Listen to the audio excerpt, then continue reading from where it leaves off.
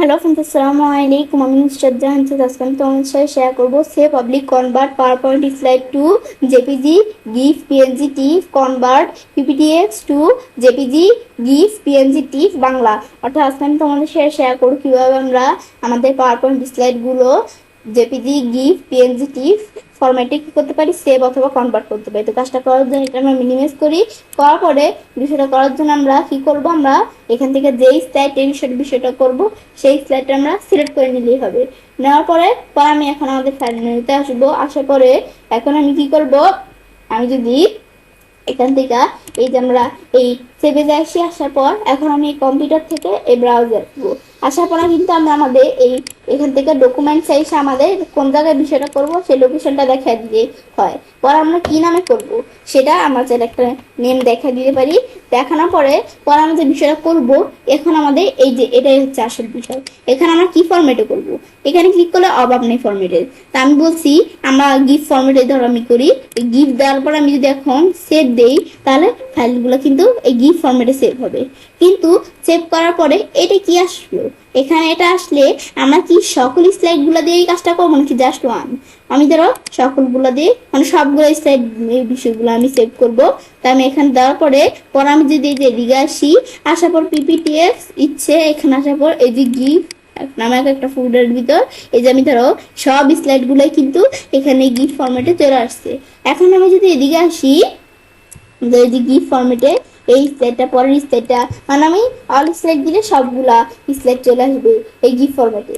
ব্যাস এখন আমি এটা ডিলিট করে দিলাম, গুলাটা আমি ডিলিট করে দিই। এটা হচ্ছে আমাদের সবগুলা যদি আমরা করতে চাই তাহলে আমরা আমাদের সবগুলা ফাইল একসাথে আমরা কি করতে পারি, মানে যত স্লাইড আছে প্রেজেন্টেশনের মধ্যে সবগুলা স্লাইড কি হবে গিফট ফরম্যাটে সেভ হবে।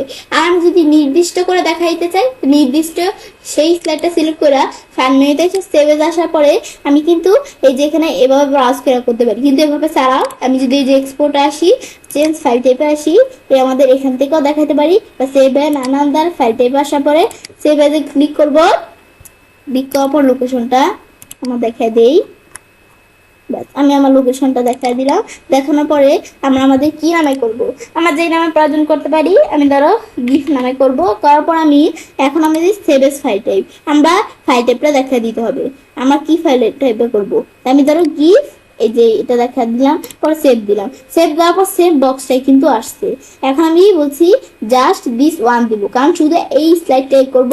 জাস্ট দিস ওয়ান দেওয়ার পরে আমি যদি এখন আমার এখানে আসি, আসতে কিন্তু এই ধর আমাদের এই পিপিটিএক্স এর মধ্যে আসি, এই পিপিটিএক্স ইচ্ছে এই ফুটারটার মধ্যে কিন্তু গিফট নামে এই ইটা কি হয়ে গেল, আমাদের স্লাইডটা গিফট ফরম্যাটে কি হয়ে গেল, এখান থেকে আমাদের এই সেভ হয়ে গেল।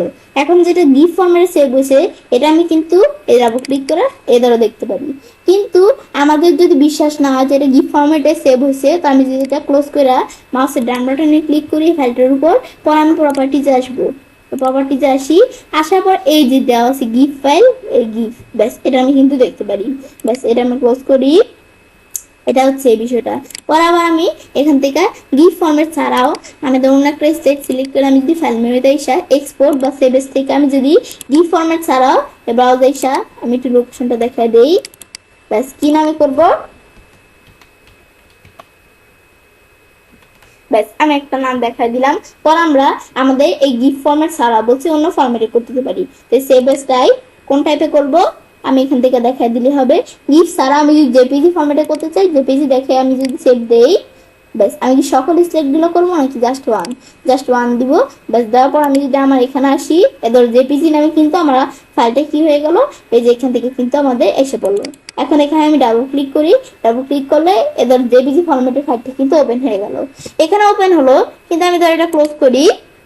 ওপেন হওয়ার পর আমার যদি বিশ্বাস না হয় যেটা আমাদের জেপিজি ফরম্যাটের ফাইল, তার মাউসের ডান বাটনে ক্লিক করবো এটার উপর। পর আমরা প্রপার্টিজ আসবো, এই যে জেপিজি ফাইল জেপিজি এখানে কিন্তু চলে আসছে। ব্যাস এটা আমি দেখলাম। আর এটা হচ্ছে গিফট ফরম্যাট। কেমন, মাউসের ডান বাটনে ক্লিক করো প্রপার্টিজ, এই যে গিফট ফাইল গিফট, এগুলো কিন্তু আমি দেখতে পারি।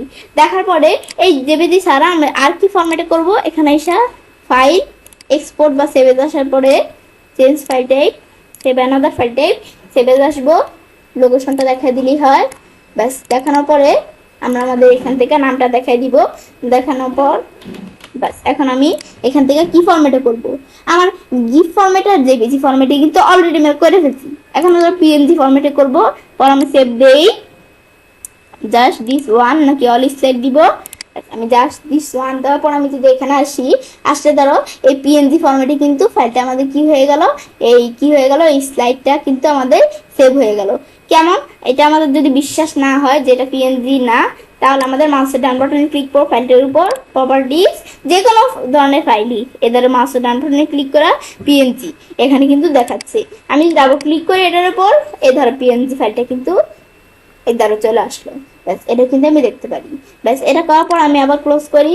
ব্যাস এটার পরে পিএনজি ছাড়াও আমি যদি আরেকটা ফরম্যাট আছে সেটার নাম কি টিফ ফরম্যাট, সেটা করার জন্য আমার যেই স্লাইড প্রয়োজন সিলেক্ট করে ফাইল মেনুতে এসে আমি এই সেভেজ থেকে বা এক্সপোর্ট থেকে যে কোনো জায়গা থেকে ইম্পোর্ট করতে পারি। সেভেজ, কম্পিউটার, ব্রাউজ, ডকুমেন্ট থেকে আমাদের ফুলটা দেখাই দেওয়া বা আমরা ফুলটা ছাড়াও করতে পারি।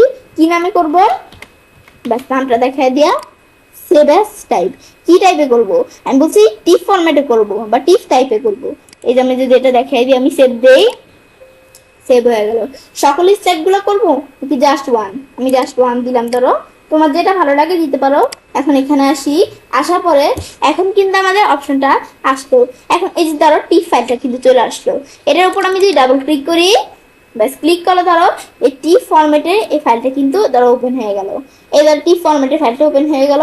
পর আমরা এই যে এখানে ক্লিক করলে এদের যেগুলো দেখাচ্ছে এগুলো কিন্তু আমি এই যে টিফ ফরম্যাটে ফাইলগুলো আমি চাইলে এভাবে ওপেন করে দেখতে পারি।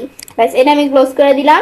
টিফ ফরম্যাট যে ফাইলটা ওপেন হইলো, এটা আমাদের যদি বিশ্বাস না হয় যেটা টিফ ফরম্যাট না, তাহলে এটার উপর মাউসের ডান বাটনে ক্লিক করে প্রপার্টিজ, যে কোনো ফরম্যাটের উপরই বলছি, এই আমি কিন্তু দেখতে পাচ্ছি এই যে টিফ ফাইল টিফ এখানে লেখা আছে। ব্যাস এগুলো আমি দেখলাম, এভাবে কিন্তু এই বিষয়গুলো আমরা করতে পারি।